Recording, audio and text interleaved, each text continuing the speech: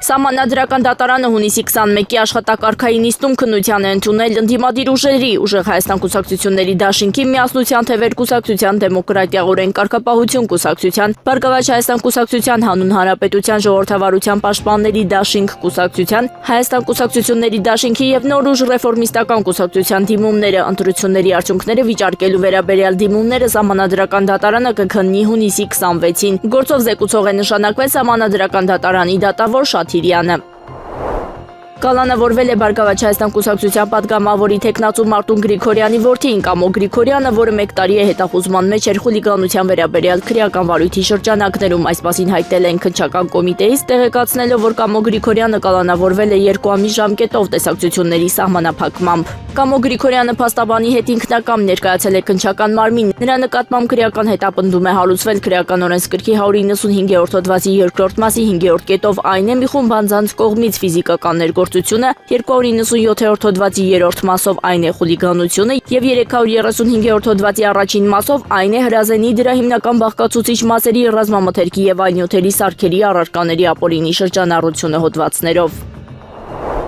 Հայ ազգային կոնգրեսը հետընտրական լուծում է առաջարկում։ Ստեղծված իրավիճակում Հայ ազգային կոնգրեսն առաջարկում է ժողովրդավարության եւ ինքնիշխանության ճակատագրով մտահոգ բոլոր ընդդիմադիր ուժերին ստեղծել ոչի շարժման համազգային միասնական ճակատ։ Ռեժիմի հեռավար նպատակն է ամեն գնով ձևավորել սահմանադրական մեծամասնություն խորհրդարանում եւ ընդունել այնպիսի սահմանադրություն, որը նրան թույլ կտա մի կողմից կատարել Ադրբեջանի պարտադրանքը եւ վերացնել Հայաստանի անկախացման պետաիրավական հիմքերը, անկախության հռչակագիրը, մյուս կողմից վերջնականապես վերացնել Նիկոլ Փաշինյանի անձնիշխանությանը խոչընդոտող հակակշիռների եւ զսպումների սահմանադրական մեխանիզմների վերջին մնացուկները։ Մենք առաջարկում ենք համատեղ խորհրդակցությունների արդյունքում ձևավորել ոչի շարժման միասնական ղեկավար մարմին եւ կազմակերպել համատեղ գործունեություն, ասված է ՀԱԿ-ի հայտարարության մեջ։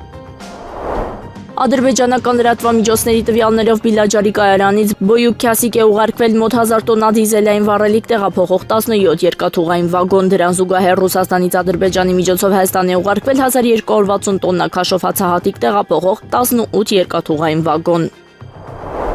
Սոցիալական ցանցերում վերջին ժամերին լայն տարածում է գտել մի լուսանկար, որի վերաբերյալ տարածվում են պնդումներ, թե ադրբեջանական օկուպացիոն ուժերը շինարարական տեխնիկայի կիրառմամբ ժամանակավորապես բռնազավթված Ստեփանակերտում քանդում են Արցախի գլխավոր խորհրդանիշներից մեկը՝ «Մենք ենք մեր սարերը» կամ Տատիկ Պապիկի հուշարձանը։ Այս մասին ասվում է Արցախի մշակութային ժառանգության օմբուդսմենի գրասենյակի եւ Արցախի մշակութային եւ զբոսաշրջության զարգացման գործակալության հայտարարության մեջ։ Նշվում է, որ այս պահի դրությամբ նշված տեղեկությունը չի հաստատվել լուսանկարի դրա ստեղծման ժամանակավայրը, ինչպես նաև ներկայացված իրադարձության համապատասխանությունը իրականությանը գտնվում են ստուգման փուլում։ Նման բնույթի հրապարակումները հատկապես եւ վերաբերում են ազգային ինքնության եւ մշակութային ժառանգության առանցքային խորհրդանիշներին, կարող են լուրջ հոգեբանական ազդեցություն ունենալ բռնի տեղահանված արցախահայության եւ ողջ հայ հասարակության վրա, խորացնելով անհանգստությունը, ցավն ու տեղեկատվական անորոշությունը, ասված է հայտարարության մեջ։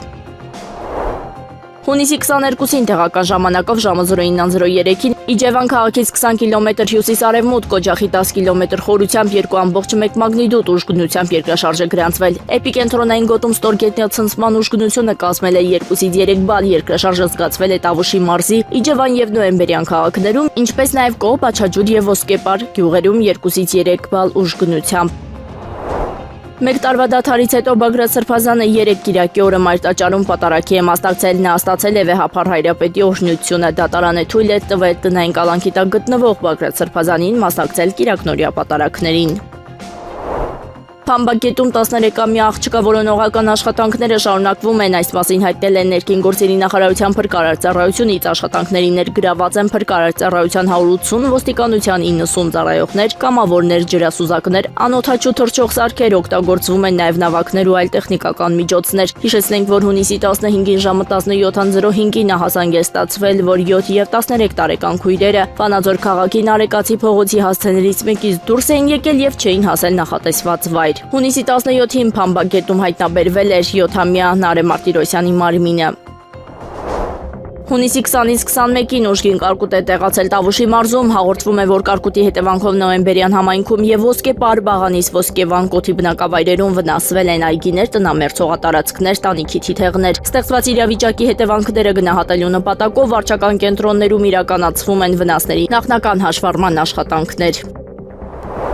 Իսրայելի պաշտպանության բանակը հայտարարել է, որ վերացնում է բնակչության համար այն բոլոր սահմանափակումները, որոնք շարունակում էին գործել Լիբանանի հետ սահմանի մոտ գտնվող շրջաններում։ Այս մասին հաղորդագրություն է տարածել ԻՊԲ-ի Telegram ալիքում։ Սկսած 2026 թվականի հունիսի 22-ին ժամը 6-ի շփման գծի շրջանում բոլոր սահմանափակումները կվերացվեն, նշված է հաղորդագրության մեջ։ ԻՊԲ-ն հավելում է, որ այդ շրջանի բնակավայրերը մասնակի ակտիվությունից կանցնեն ակտիվության լիարժեք մակարդակի առանց սահմանափակումների։ Ավելի վաղ սահմանափակումները փուլ առ փուլ վերացվել են Իսրայելի մնացած տարածքում։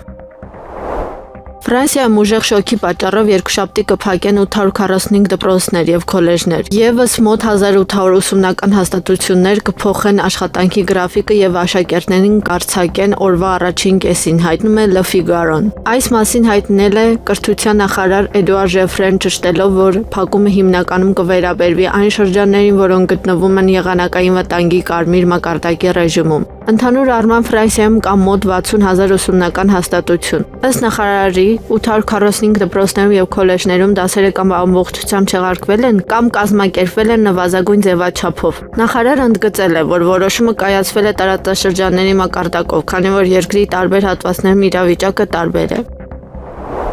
Իրանական պատվիրակությունը լքել է Շվեյցարիայում բանակցությունների անցկացման վայրի նշան Թրամփի սպառնալիքների դեմ բողոքի։ Այս մասին հայտարարել է Իրանի բանակցային պատվիրակության անդամը։ Իրանի բանակցային պատվիրակության անդամը հայտարարել է, որ երկխոսությունը չի վերսկսվի, քանի դեռ Լիբանանում ռազմական գործողությունները չեն դադարեցվել։ Մինչդեռ Նեթանյահուն հայտարարել է, որ իսրայելական ուժերը կմնան Լիբանանի հարավում այնքան ժամանակ, որքան անհրաժեշտ կլինի Իսրայելի անվտանգությունն ապահովելու համար։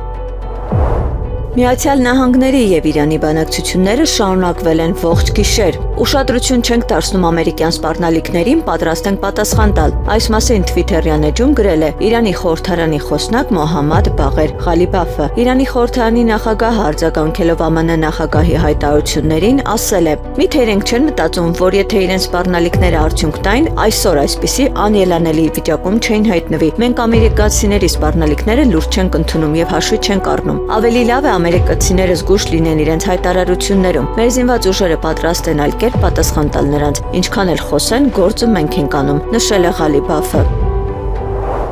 Մոսկվայի տարածաշրջանում բենզինի գները կտրուկ բարձրացել են, հաղորդում են ռուսական լրատվամիջոցները։ Մեկ շաբաթվա ընթացքում Մոսկվայում AI 95 տեսակի բենզինի արժեքը աճել է գրեթե 2 ռուբլիով եւ գերազանցել 75 ռուբլին 1 լիտրի դիմաց, իսկ Մոսկվայի մարզում աճը կազմել է ավելի քան 3 ռուբլի։ Նմանատիպ իրավիճակ է նաեւ դիզելային վառելիքի շուկայում։ Շուկայի ներկայացուցիչները հիմնականում պատճառ են համարում ուկրաինական անօդաչու թռչող սարքերի համակարգված հարվածները նավթավերամշակման գործարաններին։ Մայիսին հարձակումների թիրախ են դարձել 16 նավթավերամշակման գործարաններ, ընդ որում ոլորտի 10 խոշորագույն ձեռնարկություններից 8-ը։ Ռուսական հացահատիկն Ադրբեջանի տարածքով կառաքվի Հայաստան, այս մասին հայտնում է ադրբեջանական ապագործակալությունը։ Ադրբեջանական լրատվամիջոցի տվյալներով այսօր Ադրբեջանի տարածքով դեպի Հայաստան կուղարկվի ռուսական հացահատիկով բեռնված 7 վագոն 790 տոննա ընդհանուր քաշով։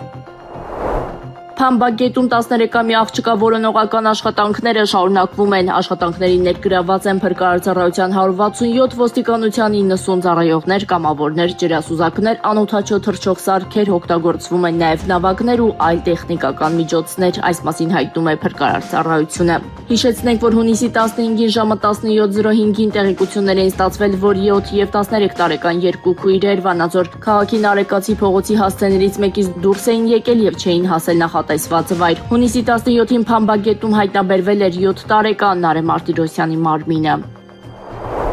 Պատմական գիտությունների դոկտոր Սերգեյ Կարագանովը հայտարարել է, աշխարհն արդեն մտել է գլոբալ առճակատման փուլ։ Նա նշել է, Ռուսաստանը պետք է պատրաստ լինի տարբեր զարգացումների, այդ թվում կոսցենարների։ Քաղաքագետի խոսքով ինքը չի ցանկանում միջուկային զենքի կիրառում, սակայն ծայրահեղ էսկալացիայի դեպքում անհրաժեշտ է պատրաստ լինել տարբեր տարբերակների։ Կարագանովը պնդել է, նման սրման հետևանքները Եվրոպայի համար կարող են աղետալի լինել։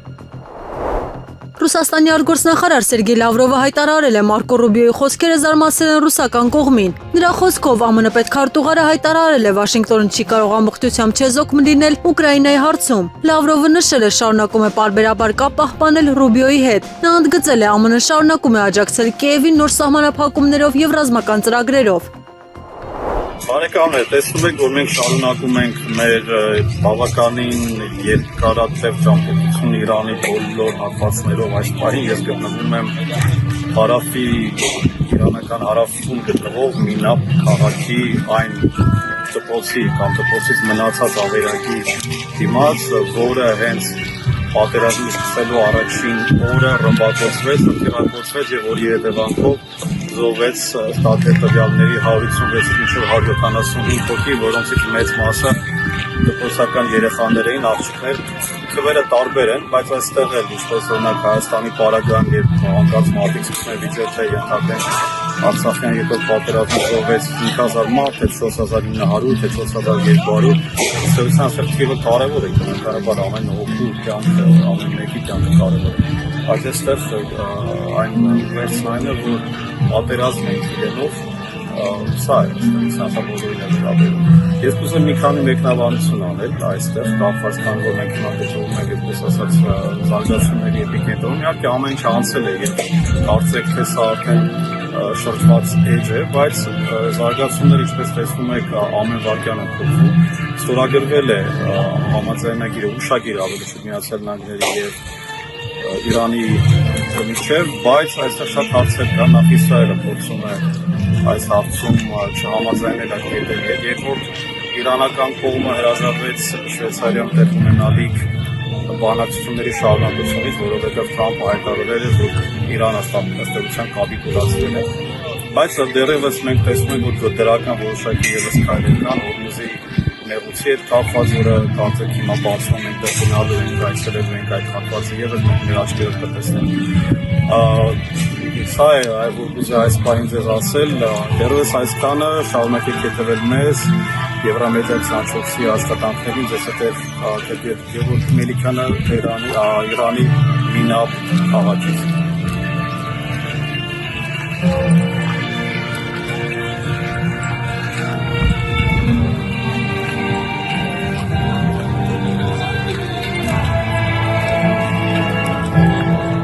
Ես կրկոտ ռետոր եմ հայտարարել է Նիկոլ Փաշինյանը պատասխանելով իր խոսքի ոճի վերաբերյալ հարցերին։ Նրա խոսքով տարիներ շարունակ նա նույն կերպ է արտահայտվել եւ քաղաքական ներկայացում չի անում, այլ խոսում է այն թեմաների մասին, որոնցով ապրում է։ Վարչապետը նաեւ պատասխանել է արտահերտ ընտրությունների հնարավորության մասին հարցին ընդգծելով. իշխանությունները չեն պատրաստվում ընտրություններ անցկացնել։ Նա նշել է, օրենսդրական փոփոխությունները պայմանավորված են նախընտրական շրջանում հնչած պահանջներով եւ նախկինում տրված խոստումներով։ Փաշինյանի խոսքով ինքը սկզբունքորեն դեմ է եղել ընտրություններից առաջ նման փոփոխություններին, որպեսզի դրանք հարցեր չառաջացնեն։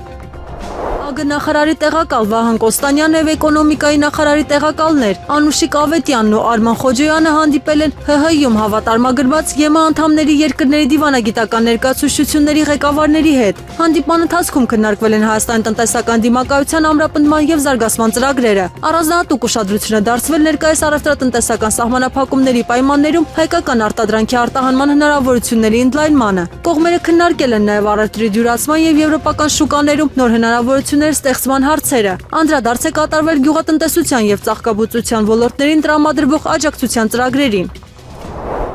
ԱՄՆ նախագահ Դոնալդ Թրամփը հայտարարել է Ջո Բայդենի վարչակազմը երբեք եվրոպական երկրներից չի պահանջել փոխհատուցել Ուկրաինային տրամադրված սպառազինության արժեքը։ Նրա խոսքով ԱՄՆ-ն տրամադրել է շուրջ 350 միլիարդ դոլարի ռազմական տեխնիկա եւ սպառազինություն։ Թրամփը նշել է եվրոպացի առաջնորդների հետ հանդիպման ժամանակ բարձրացրել է այդ հարցը եւ ստացել պատասխան, թե իրենցից երբևէ չեն պահանջել վճարել։ Նա ընդգծել է այժմ Եվրոպան արդեն վճարում է ծախսերի համար։ Ամերիկացի առաջնորդը հայտարարել է նախկինում նման մոտեցման բացակայությունը սխալ էր։ Ֆրանսիայի նախագահ Էմանուել Մակրոնը քննարկում է ազգային ժողովը լուծարելու հնարավորությունը մինչև 2027 թվականի նախագահական ընտրությունները։ Աղբյուրների համաձայն այս տարբերակը դիտարկում է որպես գործող նախագահի ազդեցությունը պահպանելու միջոց։ Որոշ քաղաքական գործիչներ կարծում են այդ քայլը կարող է օգնել իշխանությանը, մինչդեռ մյուսները զգուշացնում են հնարավոր քաղաքական ճգնաժամի մասին։ Ըստ տվյալների այս սցենարի դեպքում խորհրդանական եւ նախագահական ընտրությունները կարող են անցկացվել նույն ժամանակահատվածում։ Նշվում է նաեւ, որ սահմանադրական խորհուրդը ըստ աղբյուրների չի խոչընդոտի նման որոշմանը։ Աքսիոսի լրագրող Բարակ Ռավիդի տեղեկություններով ԱՄՆ պետքարտուղար Մարկո Ռուբիոն հաջորդ շաբաթ կայցելի Բահրեյն, Քուվեյթ եւ Արաբական Միացյալ Էմիրություններ։ Տեղեկությունը հիմնված է երկու աղբյուրների տվյալների վրա։ Ըստ հրապարակման այցը կկրի աշխատանքային բնույթ եւ կներառի մի շարք հանդիպումներ տարածաշրջանում։ Ռուբիոն նախատեսում է քննարկել Մերձավոր Արևելքում առկա իրավիճակն ու երկկողմ համագործակցության հարցերը։ Այցի վերջնական երթուղին դեռ կարող է փոփոխվել։ Դոնալդ Թրամփը հայտարարել է Չինաստանի նախագահ Սի Ցզինփինը եւ Հնդկաստանի վարչապետ Նարենդրա Մոդին աշխարհի մեծագույն առաջնորդներն են։ Նա հաստատել է Սի Ցզինփինին համարում է բացառիկ առաջնորդ։ Թրամփը նաեւ բարձր է գնահատել Մոդիի առաջնորդական կարողությունները։ Նրա խոսքով Հնդկաստանի հետ Միացյալ Նահանգները ներկայում իրականացնում են խոշոր տնտեսական ծրագրեր։ Ամերիկացի նախագահը Մոդիին բնութագրել է որպես մեծ առաջնորդ։ Wall Street Journal-ի տվյալներով ԱՄՆ-ն ու Կատարը մշակում են մեխանիզմ, որը թույլ կտա Իրանին օգտվել սառեցված ակտիվների մի մասից։ Խոսքը վերաբերում է Կատարում պահվող $6 միլիարդին։ Ակնկալվում է, որ այդ միջոցները կարող են օգտագործվել սննդամթերքի, դեղորայքի եւ մարդասիրական այլ ապրանքների ձեռքբերման համար։ Ըստ պարբերականի ամբողջ աշխարհում սառեցված է շուրջ $100 միլիարդ իրանական միջոց։ Թեհրանը դեռևս պաշտոնապես չի հաստատել այս նախաձեռնությունը։ ԱՄՆ նախագահի հատուկ դեսպան Սթիվ Ուիթքոֆը մեկնում է Շվեյցարիա, Իրանի ներկայացուցիչների հետ հնարավոր բանակցություններին մասնակցելու նպատակով։ Լրագրող Բարակ Ռավիդը հայտնում է, այնտեղ արդեն գտնվում է Դոնալդ Թրամփի փեսան Ջարեդ Քուշները։ Ըստ աղբյուրների խոսքը վերաբերում է հնարավոր միջուկային համաձայնագրի շուրջ առաջին շփումներին։ ԱՄՆ պաշտոնյաները դեռ պաշտոնապես չեն հրապարակել բանակցությունների մանրամասները։ Սպասվում է, որ հանդիպումները կանցկացվեն փակ ձևաչափով։ Մեծ Բրիտանիայի վարչապետ Քիր Սթարմերը մոտ օրերս կարող է որոշում կայացնել իր հետագա քաղաքական ճակատագրի վերաբերյալ։ Աղբյուրների համաձայն նա դաշնակիցների հետ մասնավոր զրույցներում խոստովանել է, որ կուսակցության ներսում աճում է դժգոհությունը։ Սթարմերը վերջնական որոշումը նախատեսում է ընդունել ընտանիքի անդամների հետ խորհրդակցելուց հետո։ Չնայած դրան նա հրապարակայնորեն հայտարարել է, որ կամավոր հրաժարական չի տա։ Քաղաքական շրջանակներում չի բացառվում նաև ներքին պայքարի սրացումը։ Թրամփը հայտարարել է Իրանի հետ ռազմական գործողությունների շարունակությունը չի հանգեցնի Հորմուզի նեղուցի բացմանը։ Նա նշել է, ռմբակոծությունների երկարաձգումը որևէ արդյունք չի տա։ Թրամփի խոսքով 2 կամ 3 շաբաթով ռազմական գործողությունները շարունակելը չի լուծի խնդիրը։ Նա ընդգծել է, նման տարբերակը չի ապահովի նավագնացության վերականգնումը։ Ամերիկացի առաջնորդը փաստացի կասկածի տակ է դրել ուժային սցենարի արդյունավետությունը։ Ճապոնիայի հարավում մեկնարկել են Resolute Dragon 26 լայնածավալ համատեղ զորավարժությունները։ Դրանք անցկացվում են Օկանավայի եւ Կյուսուի 23 տարբեր վայրերում։ Զորավարժություններին մասնակցում է շուրջ 9600 զինծառայող։ Գործողությունները ներգրաված են ԱՄՆ-ի եւ Ճապոնիայի ցամաքային, ծովային եւ օդային ուժերը։ Այս տարի առաջին անգամ օգտագործվել են նոր 25 տիպի հականավային հրթիռային համակարգերը սպասարկող ստորաբաժանումները։ Նիկոլ Փաշինյանն այցելել է Երևանի բուսաբանական այգի, որտեղ ծանոթացել է կյանքի պուրակի կառուցման աշխատանքների ընթացքին։ Փաշինյանին ուղեկցել են վարչապետի աշխատակազմի ղեկավար Արայիկ Հարությունյանը, Երևանի քաղաքապետի տեղակալ Արմեն Փամբուխչյանը եւ այլ պատասխանատուներ։ Շրջայցի ընթացքում ներկայացվել է, որ պուրակը կառուցվում է շուրջ 50 հատ տարածքում։ Կյանքի պուրակի կառուցման աշխատանքների համար պետական բյուջեից հատկացվել է 5 միլիարդ 26 միլիոն դրամ։ Շրջայցի ընթացքում արձանագրվել են շին աշխատանքների եւ նախագծի հետ կապված որոշ խնդիրներ։ Փաշինյանը պատասխանատուներին հանձնարարել է առանձնակի ուշադրություն դարձնել շինարարական աշխատանքների որակին եւ կատարել անհրաժեշտ շտկումներ, այդ թվում նախագծում եւ այն առաջիկայում ներկայացնել քննարկման։ Ըստ Նյուզեյմի աղբյուրների օրեր առաջ Հեցի Վարդենիսի Էլցանցի 3 փորձառու աշխատակիցներ Վահագնին Ստեփանյանին, Գեգամ Խլոյանին եւ Նարեկ Շահոյանին ստիպել են աշխատանքից ազատման դիմում գրել քաղաքական հայացքների համար։ Հայաստանի էլեկտրական ցանցերում ակտիվորեն շարունակվում է ԿՊԱ-ականացումը։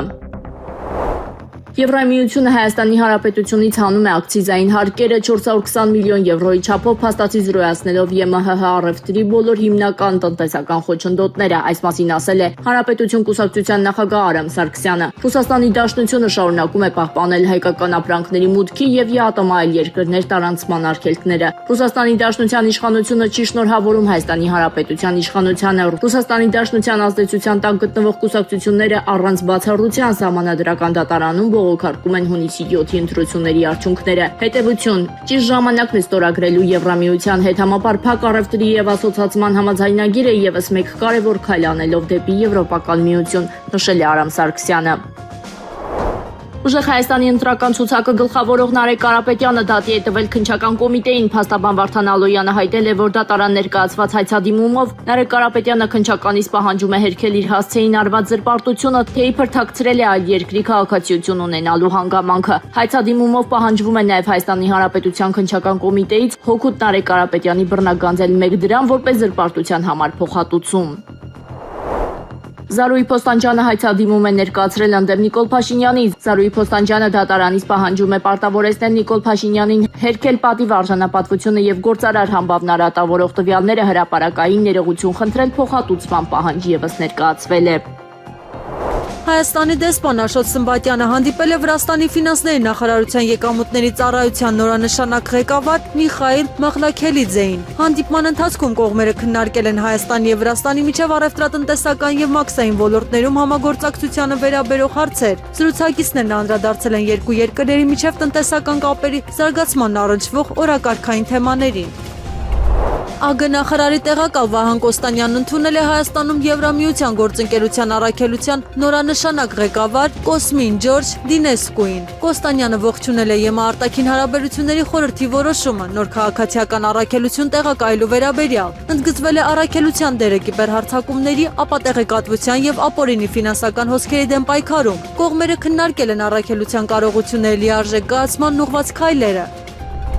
Տարածքային կառավարման եւ ենթակառուցվածքների նախարարությունը Սպուտնիկ Արմենիայի հարցմանի պատասխան հայտնել է։ Արաքս գետի ափին պատնեշի կառուցման աշխատանքները շարունակվում են։ Նախարարությունից նշել են, որ աշխատանքները ընթացքի մեջ են։ Լրացուցիչ մանրամասներ չեն հրապարակվել։ ՀՀ երկրորդ նախագահ Ռոբերտ Քոչարյանը հայտարարել է մանդատների վերաբերյալ վերջնական որոշում դեռ չկա։ Նրա խոսքով անհրաժեշտ է սպասել սահմանադրական դատարանի որոշմանը, քանի որ դեռ հույս կա, որ ԲՀԿ-ն կկարողանա ստանալ իր մանդատները։ Քոչարյանը նշել է, հակառակ դեպքում ընտրությունների լեգիտիմությունը կարող է զրոյական դառնալ։ Նա ընդգծել է, քաղաքական պայքարը շարունակելու համար անհրաժեշտ է ունենալ հնարավորինս լայն գործիքակազմ։ Նրա խոսքով մանդատները այդ գործիքակազմի կարևոր մաս են։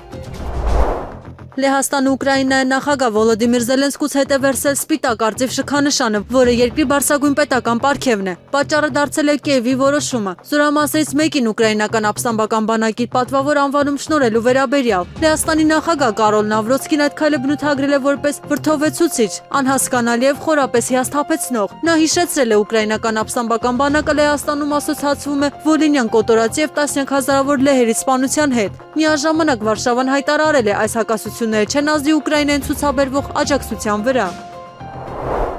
Իրանի ԱԳՆ խոսնակ Էսմայել Բաղային անհիմն է անվանել Հորմուզի նեղուցի փակման մասին տարածված տեղեկությունները։ Նրա խոսքով Իրանի զինված ուժերը հունիսի 18-ի հրադադարի համաձայնությունից հետո ապահովել են առևտրային նավերի անվտանգ անցումը։ Բաղային նշել է, նավագնացությունը իրականացում է սովորական ռեժիմով։ Նա ընդգծել է, որ լրատվամիջոցներում տարածվող տեղեկությունները չեն համապատասխանում իրականությանը։ Իրանի պաշտոնական դիրքորոշմամբ նեղուցով բեռնափոխադրումները շարունակվում են առանց խոչընդոտների։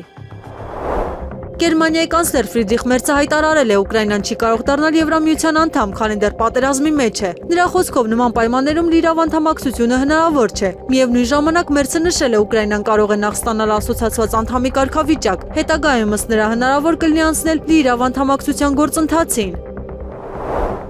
Ֆրանսիայի նախագահ Էմանուել Մակրոնն ու Եվրոպական խորհրդի նախագահ Անտոնիո Կոշտան հայտարարել է, ԵՄ միջնորդի դեր չի ստանձնի ուկրաինական հակամարտության հարցում։ Մակրոնի խոսքով Եվրամիությունը շարունակում է աջակցել Ուկրաինային եւ պատժամիջոցներ կիրառել Ռուսաստանի դեմ։ Կոշտան հավելել է, փորձել է դիվանագիտական կապեր հաստատել Ռուսաստանի հետ, սակայն իրեն միջնորդ չի համարում։ Եվրոպացի առաջնորդները վերահաստատել են Ուկրաինային ցուցաբերվող աջակցության քաղաքականությունը։ Վոլոդիմիր Զելենսկին հայտարարել է, Բելարուսի երեխաներին տեղափոխող ավտոբուսի վրա հարձակումը չի իրականացվել ուկրաինական կողմից։ Նրա խոսքով արդեն բոլորն ընդունել են, որ դա Ուկրաինայի հարվածը չէր։ Զելենսկին պնդել է, Ռուսաստանը տարբեր սցենարներով փորձում է Բելարուսին ներքաշել պատերազմի մեջ։ Նա այդ միջադեպը բնութագրել է որպես հերթական սադրանք։ Ուկրաինայի նախագահը հայտարարել է, Մոսկվան կշարունակի նման գործողությունները։ Եվրահանձնաժողովի նախագահ Ուրսուլա ֆոն դեր Լայենը հայտարարել է, Լիբանանում տեղի ունեցած զարգացումները խոր մտահոգություն են առաջացնում ԵՄ-ում։ Նրա խոսքով Իսրայելը պետք է հարգի Լիբանանի ինքնիշխանությունն ու տարածքային ամբողջականությունը։ Ֆոն դեր Լայենը շեշտել է տարածաշրջանում կայունության պահպանման կարևորությունը։ Նա ընդգծել է, իրավիճակը պահանջում է զգուշավոր մոտեցում։ Եվրահանձնաժողովի ղեկավարը կոչ է այլ խուսափել հետագա լարվածությունից։ ԱՄՆ նախագահ Դոնալդ Թրամփը հայտարարել է Ուկրաինայի ճգնաժամը չէր առաջանա, եթե Արևմուտքը պահպաներ G8 ձևաչափը, որի կազմում ընդգրկված էր նաև Ռուսաստանը։ Նրա խոսքով այդ որոշումը կարող էր փոխել իրադարձությունների ընթացքը։ Թրամփը նաև նշել է Իրանի հետ համաձայնագրից հետո կենտրոնանալու է ուկրաինական հարցի կարգավորման վրա։ Նա ընդգծել է հակամարտության ավարտը շարունակում է մնալ առաջնահերթություններից մեկը։ Զելենսկին հայտարարել է ցանկանում է հնարավորինս արագ ավարտել պատերազմը։ Նրա խոսքով դրա համար անհրաժեշտ է ուժեղացնել պատժամիջոցային ճնշումը։ Զելենսկին նշել է Դոնալդ Թրամփը հայտարարել է այդ քաղաքականությանը վերադառնալու մտադրության մասին։ Նա նաև հայտնել է G7-ի շրջանակում դրական ազդակներ է ստացել Ուկրաինայի հակաօդային պաշտպանության ամրապնդման վերաբերյալ։ Զելենսկին հույս է հայտնել ամերիկյան արտադրողները դրական պատասխան կտան հրթիռների արտադրության հարցում։ ԱՄՆ փոխնախագահ Ջեյ Վենսը հայտարարել է Իսրայելը ինչպես շատ այլ երկրներ փորձում է ազդել ամերիկյան քաղաքականության վրա։ Նրա խոսքով ԱՄՆ ղեկավարությունը պետք է առաջնորդվի բացառապես ամերիկյան շահերով։ Վենսը զգուշացրել է ցանկացած որոշում պետք է բխի Միացյալ Նահանգների ազգային շահերից։ Նա ընդգծել է նման փորձեր կատարում են բազմաթիվ պետություններ։ Փոխնախագահը կոչ է արել զգուշավորություն ցուցաբերել արտաքին ազդեցությունների հարցում։ Զելենսկին հայտարարել է Ալեքսանդր Լուկաշենկոին մեկ շաբաթ ժամանակ է տալիս Ուկրաինայի սահմանից ռազմական տեխնիկան հեռացնելու համար։ Նրա խոսքով այդ տեխնիկան օգտագործվում է Ուկրաինայի բնակչության դեմ հրետանային կրակը համակարգելու նպատակով։ Զելենսկին զգուշացրել է հակառակ դեպքում Կիևը կձեռնարկի համապատասխան գործողություններ։ Ուկրաինայի նախագահը հրապարակային ձևով դիմել է Բելարուսի ղեկավարությանը։ Նա ընդգծել է Կիևը պատրաստ է պատասխան քայլերի։ Վարչապետի աշխատակազմի անվտանգության խորհրդի գրասենյակի ղեկավարի տեղակալ Տաթև Անտոնյանը կգործուղվի Բրյուսել, Հայաստանի Հանրապետություն, Եվրամիություն անվտանգային եւ պաշտպանական հարցերով երկրորդ խորհրդակցություններին մասնակցելու նպատակով։ Համապատասխան որոշումը ստորագրել է Նիկոլ Փաշինյանը։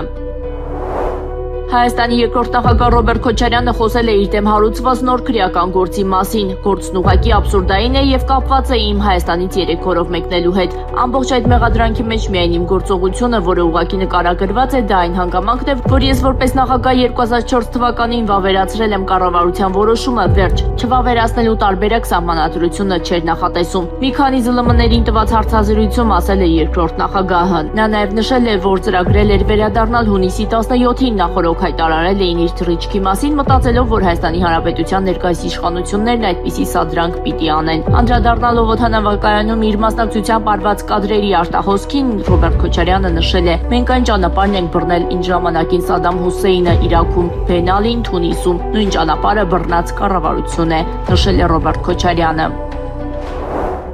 Հայաստանի արտարադատության նախարար Սրբուի Գալյանն ընդունել է Հայաստանի Հանրապետությունում Եվրամիության պատվիրակության ղեկավար դեսպան Վասիլիս Մարագոսին, քննարկել են Հայաստանի Հանրապետության Եվրամիության համագործակցության օրակարգն ու բարեփոխումների ընթացքը, սահմանադրական եւ դատաիրավական բարեփոխումների ընթացիկ աշխատանքները, վիզաների ազատականացման գործընթացն ու հետագա քայլերը։ Նշվում է, որ կողմերը կարևորել են առաջիկայում Երևանում անցկացվելիք ՀՀ մարդու իրավունքների երկխոսության եւ արդարադատություն, ազատություն եւ անվտանգություն ենթակոմիտեների հանդիպումները։ Եղանակը առաջիկա օրերին Հանրապետության տարածքում հունիսի 22-ին առավելապես երեկոյան ժամերին 23-ին 25-ից 26-ը կեսօրից հետո առանձին շրջաններում 24-ին շրջանների զգալի մասում օրվա ընթացքում սպասվում է կարճատև անձրև եւ ամպրոպ, տեղ-տեղ հնարավոր է նաեւ կարկուտ։ Օդի ջերմաստիճանը հունիսի 24-ին ցերեկային ժամերին աստիճանաբար կնվազի 5-ից 7 աստիճանով։ Երևան քաղաքում հունիսի 25-ից 26-ը սպասվում է առանց ստեղումների եղանակ։ Հունիսի 22-ի երեկոյան ժամերին քաղաքի առանձին հատվածներում, 23-ի երեկոյան 24-ին օրվա ընթացքում սպասվում է կարճատև անձրև եւ ամպրոպ։